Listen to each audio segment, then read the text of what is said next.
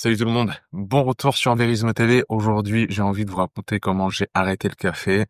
Moi qui suis un grand consommateur de café, qu'il était donc, un grand consommateur de café, j'avais mon petit rituel tous les matins, c'était quelque chose que j'aimais faire, mais aussi quelque chose que mine de rien, je sentais être impactant sur ma personnalité, sur mon caractère, sur mon humeur au jour le jour, et qui, mine de rien, sans qu'on le sache, pouvait peut-être changer l'architecture même de mon sommeil. J'ai toujours bien dormi, je prends soin de mon sommeil en me couchant tôt et en me levant tôt, et à des heures régulières, ça c'est très important aussi pour votre sommeil. Mais, quid de l'architecture même de votre sommeil?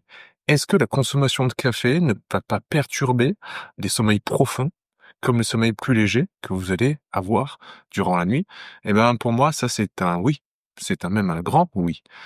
C'est même obligatoire, parce que ce que nous faisons durant la journée détermine obligatoirement comment va être modulé notre sommeil. Est-ce qu'il va être avec des phases beaucoup plus profondes, beaucoup plus légères, etc.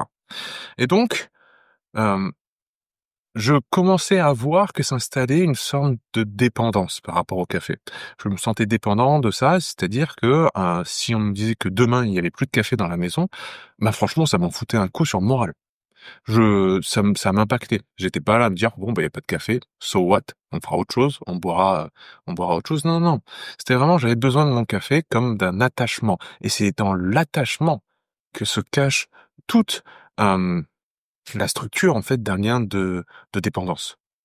Ce n'est pas la molécule elle-même, ce n'est pas la caféine, ce n'est pas la tasse de café, ce n'est pas le café en lui-même, ni même les drogues, les écrans, etc. qui sont en cause, c'est le lien que l'on tisse avec elle. Et c'est pas donc non plus nous, ce n'est pas l'être humain, mais bien le relationnel. La relation que vous entretenez avec la chose. La chose n'est pas fautive, vous n'êtes pas fautif, c'est le lien entre vous et cette chose-là. Voyant que ça commençait à dériver vers une relation de dépendance, euh, eh ben, j'ai décidé de quelque chose. Quand mon premier enfant est né, c'est ça en fait la leçon de l'histoire, c'est vous voulez sortir de la dépendance au café, vous voulez arrêter le café, shifter sur quelque chose d'autre. Quand mon enfant est né, euh, les jeunes parents le savent, les nuits sont perturbées, complètement hachurées, vous vous réveillez plusieurs fois par nuit, voire vous ne dormez pas beaucoup. Donc le matin, vous êtes fatigué. Et là se pose la question du choix. Comment allez-vous répondre à cette fatigue? Si vous prenez du café pour enfermer la fatigue à double tour, moi je pense que ça c'est une grande erreur. Vous accumulez une dette et un jour il faut payer ses dettes. Il faut payer ses dettes en perdant ses cheveux, en perdant ses dents, en ayant des problèmes de constipation, en ayant des problèmes d'énergie au quotidien, de prise de poids, etc. Vous allez payer quelque part la dette parce que vous n'avez pas respecté le métabolisme. Comme un grand chercheur le disait, il faut pas être métaboliquement insultant. Vous insultez votre métabolisme si vous ne respectez pas le signal qu'il vous envoie, c'est-à-dire la fatigue. Et donc moi, je me suis réveillé fatigué le matin, normal, après la première nuit blanche où mon bébé était à la maison, euh, et je me suis dit, mais tu vas pas boire ton café habituel? Bah non, t'es crevé. Donc j'ai pas bu de café. Et en fait, je me suis dit, mais j'ai même pas envie d'en boire. Parce que là, j'ai une source de motivation qui est euh, de tout ordre, d'un ordre complètement nouveau. C'est le bébé.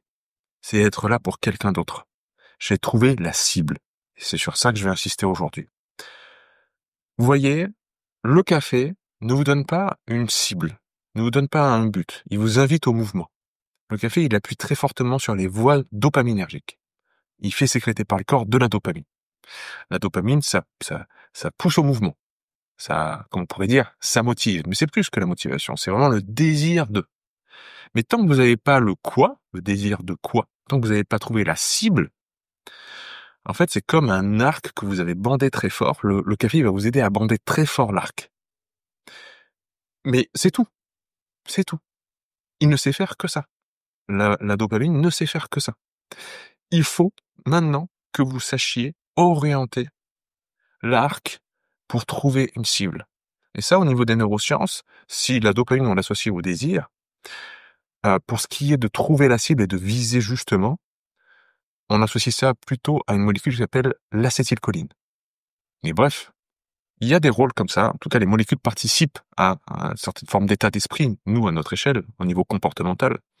C'est pas qu'elles causent ce comportement, mais c'est qu'elles y participent. C'est un lien de corrélation, mais pas de causalité. Mais c'est toujours intéressant de s'attarder sur le rôle de la dopamine, de l'acétylcholine, etc. Là où je veux en venir, c'est que vous ne trouverez pas un remplaçant du café derrière un autre comportement ou une autre substance qui stimule les voies dopaminergiques. Parce que j'entends souvent, pour arrêter le café, faut boire du maté ou du matcha, ou bien vous prenez une douche froide.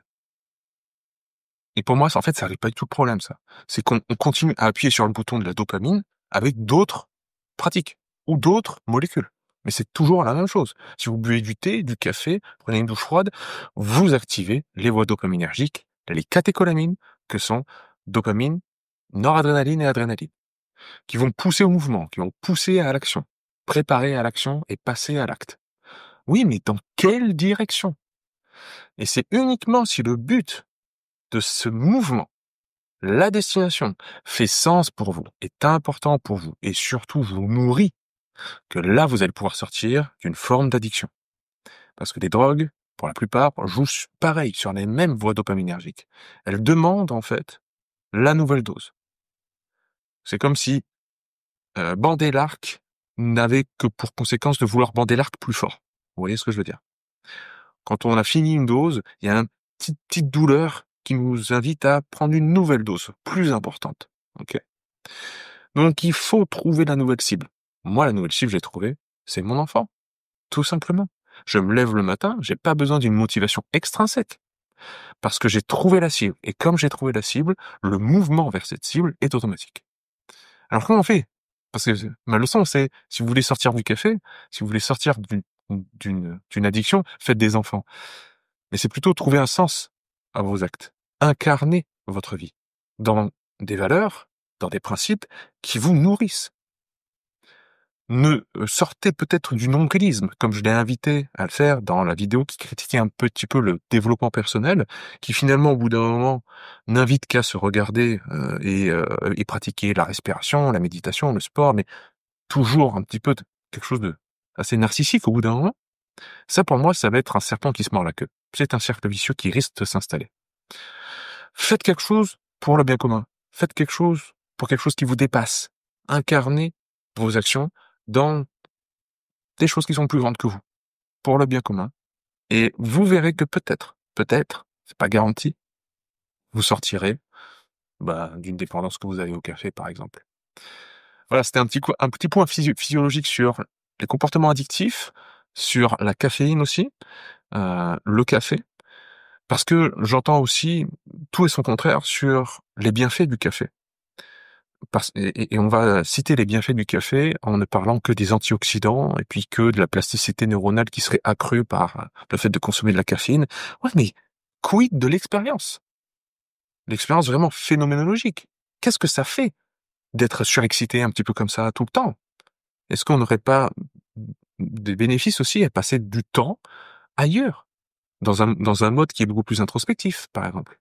Est-ce que, au bout d'un moment, prendre du café juste pour faire un travail ou pour éteindre la fatigue, faire un travail qui nous plaît pas, vivre une vie qui nous plaît pas, éteindre la fatigue alors qu'il faudrait qu'on se repose, est-ce que c'est vraiment bien? Est-ce qu'on peut justifier: «Ah bah ouais, mais c'est bon parce qu'il y a des antioxydants»?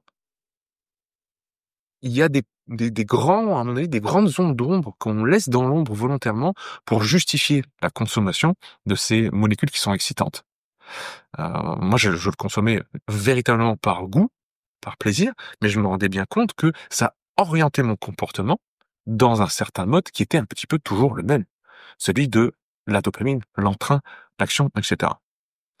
Donc, on laisse tomber. On essaye de s'autonomiser. Parce que si à partir du moment où vous vous dites demain il n'y a pas de café, je vais être pas bien, il y a peut-être quelque chose à corriger en vous, dans votre comportement et votre relationnel à ce cher breuvage qui est bu à travers le monde. Voilà, merci beaucoup pour votre fidélité de toujours. N'oubliez pas d'écraser les pouces bleus, de laisser un commentaire, de partager cette vidéo si elle vous a plu et je vous dis à bientôt sur Verismo TV.